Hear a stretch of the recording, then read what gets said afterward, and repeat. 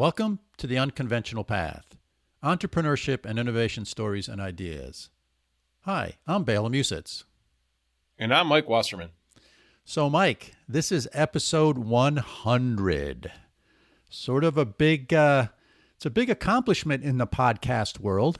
I think it's something like less than 5% of all podcasts out there actually make it to like episode 20. And even a smaller number makes it to 100 episodes. So here we are. And Mike and I thought on this episode, we're going to be a little bit reflective and talk about some of the things we've learned. And I think also talk a little bit about what we're thinking about for going forward, because we want to change things up. So what do you think, Mike? I think, Bela, this is a good time to try to, we've talked a lot about pivoting over the last 100 episodes, right? We've talked to so many people. The reason why the path they were on is unconventional is because something happened where they had to pivot their career, their life. Sometimes it was job related, sometimes it was family related, but we always saw these pivots. And we decided, I think, to kind of take a cue from that. So we're going to spend a little time reflecting today on kind of at least what our takeaways have been over the last 99. And there's been a lot. I've learned so much, Bela, and I didn't know that we would do this for so long when you kind of talked me into starting this.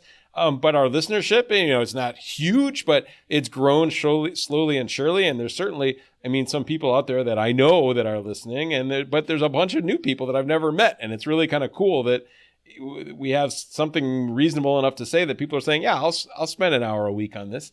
So it's really humbling and gratifying. So we'll try to put some of that together, but we're also at the end kind of talk through what we think our next steps are going to be. We're going to take a little break and we're going to come up with a new format and keep things fresh and interesting and innovative. Yeah.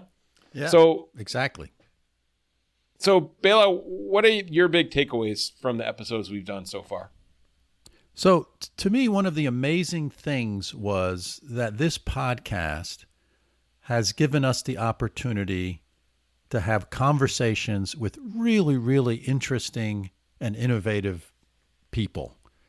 To me, that was, it goes back, I guess, to that curiosity, right? Every time I talk to somebody, it would be like, wow, man, look at what you've done. Or like, how did you come up with that idea? Or, what was driving you to do that? There was just sort of so much sort of interesting things and sort of awe-inspiring things that folks have done. Look, we're not talking about people who are curing cancer or doing these big world-changing things. Many of these folks are small business folks, right? And they're mowing lawns, or they have a business that mows lawns, or they have a business that sells various different merchandise, or that runs a cafe or a coffee shop. They're things that are all within our own reach, right? They're all things that every one of us could do if we wanted to, and we had the drive and the commitment and the desire to, and the willingness to take that first step. And I think, to me, the number one thing that I've learned is that all of these folks had the willingness, the bravery, whatever you want to call it, to take that first step and to try it, and then to see what happens, learn from it, and then take the next step. That, to me, was the number one takeaway for me.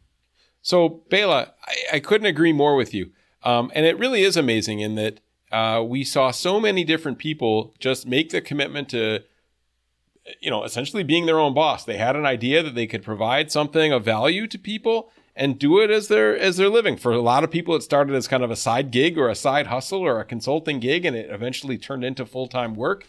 We talked to all kinds of people that had a better idea on how to do something and decided to start it themselves. We had a bunch of people that something bad happened in their life and they needed to make a change, and this was it.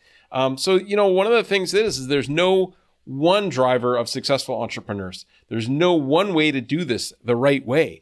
There's lots of different ways, and we talked to so many different people that took so many different approaches, and they were successful. There's lots of ways to fail too. I don't want to sugarcoat it.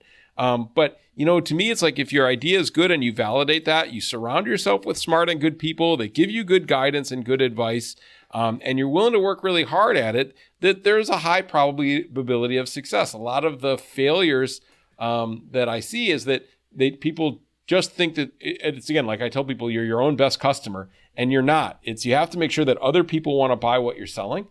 Other people value it, that what you're doing is unique, right? We've talked through a lot of these things. And if you can do that, there's resources and capital available.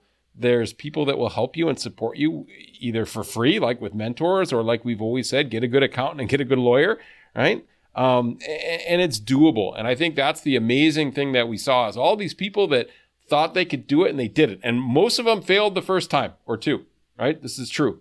And built it up again. But yeah, it's an incredibly powerful statement to be able to say, I own my own business, right? I think that people take a lot of pride in that, and it's pretty scary, but just amazing. And just, yeah, I think just the diversity of ways to do it has been really remarkable.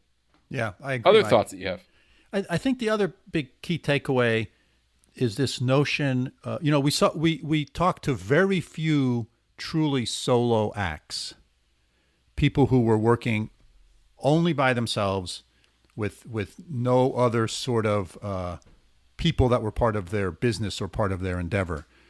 I think there was one or two, but most of them had at least one other person, sort of one other individual they surrounded themselves with, oftentimes many more people, to help them move this business forward. And they were open to those other individuals' ideas and concepts and ideas. So I think the other key takeaway is this notion of building that team, however big or small it may be, but being very careful about building that team and surrounding yourself with individuals who think differently than you do, and being open to that because they bring that to the table, right? If you surround yourself with individuals who think exactly like you do, then people are not bringing a lot of value to the conference room table when you have those meetings and conversations. So I think hiring is really a big key element and component of this, and it's something that I think the successful entrepreneurs, talked about frequently, where they said this is a real challenge. And I remember Darren Janelle talking about it specifically, saying one of the great things about what they've learned from the COVID experience is working remotely actually works pretty darn well. And you can make it work, right? If you have to make it work, you can make it work. But what he said was that all of a sudden now I can recruit people to work in my business anywhere from around the world. So I can really find the best person in the United States to do this, as opposed to finding the best person in upstate New York to do this, right? All of us, or within an hour drive of where my business is. So this notion of taking advantage of the technology enables people to hire better people. And that's a good thing both for the employer and the employee. All of a sudden, you have a much larger marketplace to draw from. And I think taking advantage of that here is another great thing. And now, Bela, the flip side of this is culture. People and culture go hand in hand. And it's not clear, do great cultures bring in great people, or do great people create great culture? And I think the answer to that is really, it's like walking. One foot goes in front of the other. They need to reinforce each other. And a lot of our guests talked about the importance of having a strong culture. And that goes along with this idea of disagreeing respectfully, of compromise, of being willing to admit you're wrong. We've heard a lot of these things. People that go the extra mile for their customers, their coworkers, is really important. And again, the point we talked a lot about in the last few months is kind of working online, is how do you maintain that culture in an online environment? How do you keep that strong culture of trust and of willingness to disagree and willingness to go the extra mile when you're not in the same place? Yeah. And that's a big challenge, Yeah, exactly. And I think, but to stay on the culture topic for a second, the notion of developing and building your culture is a conscious decision. Not only did people think about it, they took action to make it happen. So they did certain things within their business that drove the culture in a certain way. And then what happens is, as you're building that culture, it sort of self-selects people for whom that culture works well. So it helps you then reinforce it. And understanding that that culture may not be for everyone, and then it's okay to move on. That's a good thing for the employer. It's a good thing for the employee oftentimes. So I think that this notion of culture, so it's not just thinking about it, it's actually taking action to drive it and ensure that it's the culture you want, and making a conscious decision about the type of culture you want to have, and then putting together action plans and activities and policies that reinforce that culture, because it won't happen by itself. A culture will happen by itself. You will end up with a culture. So the question is, we heard lots of we heard lots of examples of you have to go out of your way to check in with your employees, to make sure they're okay, to make sure you're providing them with the resources that they need to be successful, to make sure that you're reinforcing the messages that, you have to care about them, A, and B, you have to make sure they know you care about them. And that all these things are and you have to keep doing that again and again and again. And it's really a challenge to make the time to not be always paying attention to your customers, but paying attention to your employees, because they're ultimately the ones that are dealing with the customers on a day-to-day basis. So it really is an amazing challenge and something we saw in lots of different ways. Great leaders that did good things with their employees through lots of hard work. It's not easy. Yeah, for sure. Are there any other takeaways we want to kick around here today, Mike? Maybe the last thing to talk about is this idea of flexibility and responsiveness, because it's something that we heard a lot of too, that, and we started talking about that with the pivot, right? It might be a nice way to close, is listening enough, not being in love with your own ideas enough that there might be a better way to do things, listening to your employees, listening to your customers, and not being afraid to take some risks, even in a successful business, that you continue to innovate and grow. You continue to do experiments. We talked about with some people that bought new businesses or made investments in other companies. We talked about people that hired people that had expertise in way different areas to bring them in to their company, to hired consultants or gig workers even to bring in some new ideas. So you really have to be open, I think, to new ideas and open to evolving your business. Otherwise, you're going to get your lunch eaten by somebody else who's going to think of that better way. So once an entrepreneur, always an entrepreneur, right? Once an innovator, always an innovator. You always have to have the next idea kind of percolating. And sometimes it's within the same business.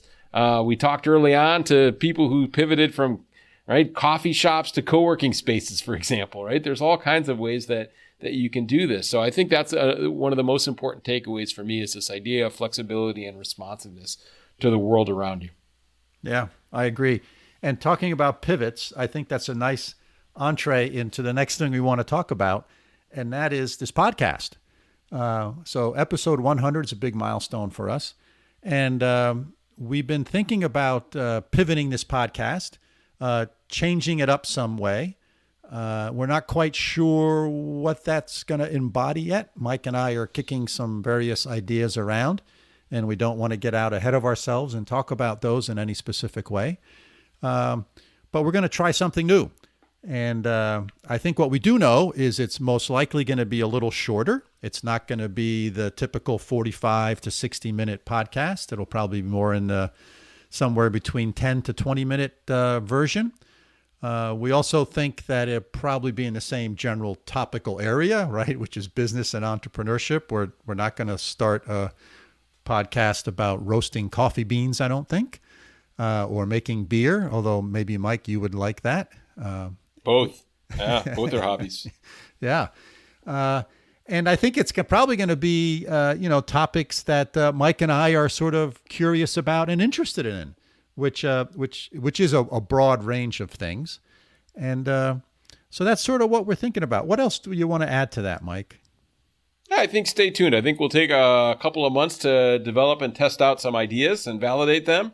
And then what we're going to, I think, try to do is put things out in a set, so you can kind of like Netflix, you can listen once a week or you can binge watch, and it'll have a little more focus. And I think that'll be fun for both of us and hopefully useful and valuable for the listeners. So, take a couple months off, retool, rethink, experiment, innovate, validate, and hopefully come up with something really cool sometime in the fourth quarter of 2020. Yeah, so that's sort of the extent of our plan. We really like to thank all of our listeners for the 100 episodes that we have done, and the folks that have listened and given us feedback and comments. It's been very, very rewarding, and we hope that you'll stand by and tune in again. If you have subscribed to the podcast, when the new episodes start being released, they will pop up in your feed. So that's another great reason to subscribe if you haven't already. We really appreciate all of you and all the listening that you've done. And this certainly has been lots and lots of fun, and we've really enjoyed it. And what would you like to add to that, Mike? Well, just, we're, as I think anybody that knows us knows, that we're always open to ideas, and we're open to some if there's some of our listeners have some ideas on formats that might work really well, or some topics they want us to cover. They can for sure email us and give us those ideas. We'll be happy to share and give them credit for it too. Our email address is bela.and.mike@gmail.com. As always, we love to hear from you. We read each and every email and answer them as well. And that's kind of the plan, Bela. So we hope the listeners stick around with us. And if there's old episodes they haven't quite caught up with yet, now in this break will be a good time to listen to some of those oldies and goodies. And we look forward to something brand sparkling new that's cool and exciting. Yeah, I agree, Mike. Well said. And it sure has been lots of fun, and I'm looking forward to the next chapter in this podcast and in our collaboration. So that's it from upstate New York. Thanks, Bela. It's a pleasure to work with you as always, and I look forward to the next chapter here. Signing off, and Auf Wiedersehen from Münster, Germany. Thanks, Bela.